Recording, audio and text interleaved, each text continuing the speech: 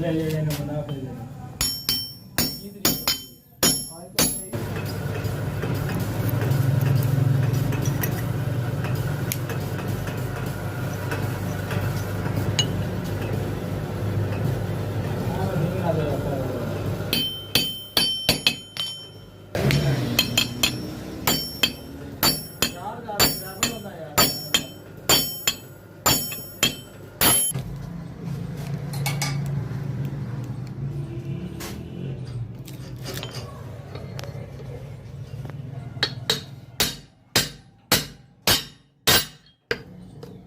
समय देने काम बड़ा